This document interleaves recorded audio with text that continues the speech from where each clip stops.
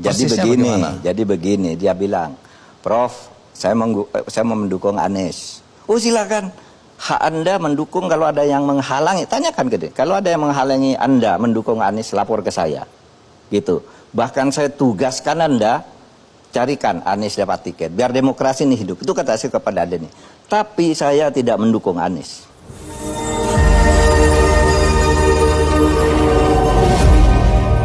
Jadi presiden itu hukuman mati bagi koruptor harus diberlakukan tanpa syarat dalam keadaan krisis. Sekarang kan koruptor itu dihukum mati kalau negara dalam krisis.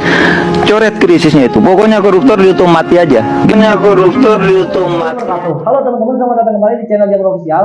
Channel yang akan membahas berbagai hal, kisah, sejarah, biografi tokoh, tragedi, peristiwa, serta aktivitas dan kegiatan lainnya tentunya yang terjadi di negara kita tercinta, di mana lagi kalau bukan di Indonesia. Teman-teman yang saya hormati, bahwa 2 hari yang lalu itu ada pertemuan antara tokoh nasional kita, yaitu Presiden Republik Indonesia bersama Ketua Umum Partai PDI Perjuangan Ibu Megawati Soekarno Putri. Dan saya ingin mengomentari berbagai macam asumsi atau persepsi yang ada di masyarakat. Satu di antaranya adalah masyarakat menilai bahwa sepertinya akan ada upaya pasangan baru, yaitu Ganjar Pranowo dengan Prabowo Subianto.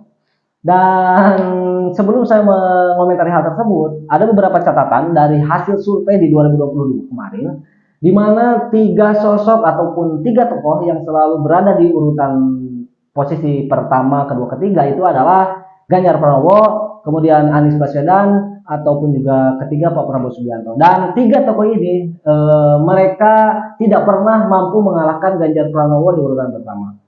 Dan Anies selalu saling kejar dengan Prabowo di urutan kedua. Jadi mentok sampai urutan kedua. Pernah di bulan September itu Anies mengalami kenaikan secara elektabilitas karena kepuasan masyarakat terhadap kinerja pemerintahan Joko Widodo menurun. Kenapa bisa begitu? Pada waktu itu pada waktu itu pemerintah Joko Widodo mengeluarkan kebijakan terkait dengan kenaikan BBM. Dan masyarakat kecewa terhadap kebijakan tersebut. Akhirnya elektabilitas Anies Rashid Baswedan kembali menaik. Namun teman-teman harus ingat bahwa di Desember tanggal 18 itu kepuasan publik atau kepuasan masyarakat terhadap kinerja pemerintahan Joko Widodo itu kembali naik sampai angka 72%, angka tertinggi selama 2022 pasca Covid juga. Kemudian efek daripada tersebut Anies dirugikan, elektabilitasnya kembali menurun. Nah, rasionalisasinya begini teman-teman. Bayangkan masyarakat 72% lebih mengalami kepuasan kepada pemerintah, otomatis ketika Anies dijadikan sebagai simbol perubahan, simbol oposisi, simbol antitesanya Jokowi, tidak mungkin diharapkan untuk melanjutkan kepemimpinan Pak Joko Widodo. Jadi mereka yang tersisa kepada Anies itu hari ini adalah orang-orang yang fanatik karena sisa-sisa di 2019 sebetulnya, bukan karena mereka berpikir Anies mampu melanjutkan Indonesia, bukan, atau Anies mampu melanjutkan program Jokowi, bukan, tapi karena fanatisme mereka yang sudah benci kepada Jokowi, sudah benci kepada pemerintah, dan sisa 2019 hari ini ingin mereka lanjutkan kepada Anies. Itu saja sebetulnya. Nah, awal tahun 2023 ini pun kepuasan masyarakat terhadap pemerintah itu kan naik. Kemudian elektabilitas Anies turun. Bahkan ada yang 13%, ada yang 16% dan lain sebagainya. Artinya bahwa secara substansi memang sama. Anies mengalami penurunan. Entah 13%, entah sekarang di 16%. Yang jelas itu adalah penurunan. Nah, yang ingin saya garis bawahi hasil dari pertemuan Jokowi dengan pertemuan Ibu Megawati Soekarno Putri, ketika ada upaya atau persepsi masyarakat untuk mengawinkan Ganjar dan Prabowo, itu saya rasa tidak perlu dilakukan. Karena sekarang simbol daripada pemerintahan taruhlah yang relatif mendekati mampu melanjutkan Joko Widodo adalah Pak Ganjar Pranowo dan Pak Prabowo Subianto. Ya udah, tidak usah memperdulikan Anies Baswedan karena Anies sudah tidak lagi menjadi ancaman untuk Capres 2024. Elektabilitasnya sudah nurun kok begitu. Nah, yang harus jadi perhatian bagi Partai PDI Perjuangan adalah pertama, tidak mungkin elektabilitas Ganjar Pranowo yang selalu di atas harus diridokan jadi wakilnya Pak Prabowo. Yang kedua, elektabilitas partai politik tertinggi pun selalu Partai PDI Perjuangan. Artinya bahwa 2 keunggulan ini tidak jadi alasan bagi PDIP untuk merelakan kadernya jadi wakil. Karena nanti ketika Pak Prabowo Subianto jadi calon presiden atau C1-nya, otomatis Partai Gerindra yang akan diuntungkan, bukan lagi Partai PDI Perjuangan. Begitu. Kemudian yang ketiga, peluang untuk hat-trick ada di PDIP.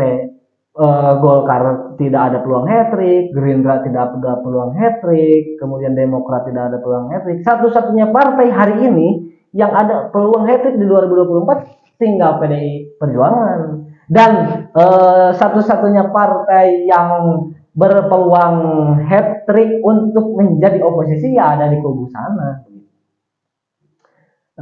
Itu teman-teman. Jadi upaya untuk pertemuan Jokowi dan Megawati Soekarno Putri sebagai upaya untuk mengawinkan antara Ganjar dengan Pak Prabowo Subianto itu hal yang mustahil untuk hari ini.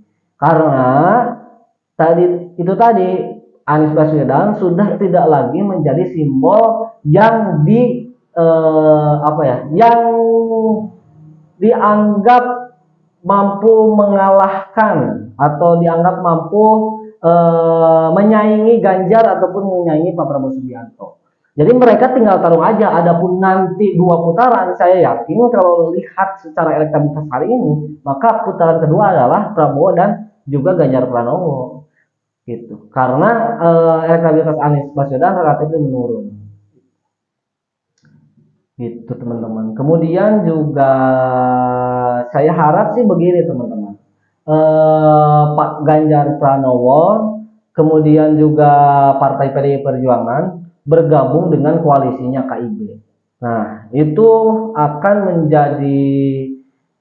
menjadi kekuatan besar bagi Partai PDI Perjuangan, bagi Pak Ganjar jika didompleng oleh koalisi Indonesia Bersatu. Kan kita tahu di KIB itu ada Golkar, ada PAN dan juga Partai Persatuan Pembangunan atau PPP. Entah nanti C2-nya Pak Erlangga Hartarto lah, entah nanti C2-nya Ridwan Kamil lah, entah nanti C2-nya Erick Thohir lah dan lain sebagainya. Yang jelas jika dengan KIB itu cukup rasional bagi PDI untuk menjadikan kerjasama di Pilpres 2024, bukan dengan koalisinya Gerindra, apalagi dengan koalisinya Nasdem, begitu.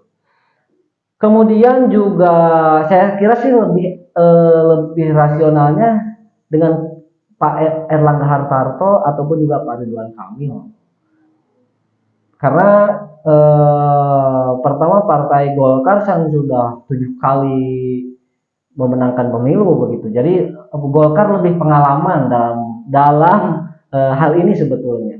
Meskipun kita tidak memungkiri adanya kemungkinan besar ada partai baru yang akan jadi pemenang pemilu.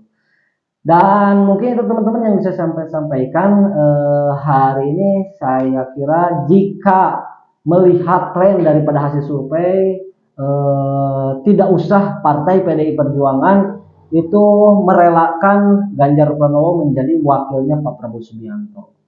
Kalaulah Pak Prabowo Subianto jadi wakil, ya monggo saja. Tapi kalaulah Partai PDI Perjuangan merelakan kadernya jadi wakil dari para koalisi yang lain, saya kira mubazir untuk Partai PDI Perjuangan yang secara relatif, saya bukan bermaksud untuk mendahului kehendak Allah Subhanahu wa taala, tapi melihat syariat hari ini daripada kalkulasi hasil survei yang mana PDI Perjuangan memiliki berbagai macam kekuatan. Satu diantaranya adalah elektabilitas unggul, kemudian juga partai politiknya juga unggul, kemudian kepuasan terhadap kinerja pemerintahan hari ini juga unggul. Saya kira itu menjadi modal bagi Partai PDIP untuk melanjutkan estafeta kembali memimpin Indonesia dengan tidak merelakan kadernya menjadi wakil presiden. Mungkin itu teman-teman yang bisa saya sampaikan. Terima kasih atas segala perhatian. Mohon maaf atas segala kekurangan. Hasbunallahu wa ni'mal wakil. Assalamualaikum warahmatullahi wabarakatuh. Bye bye.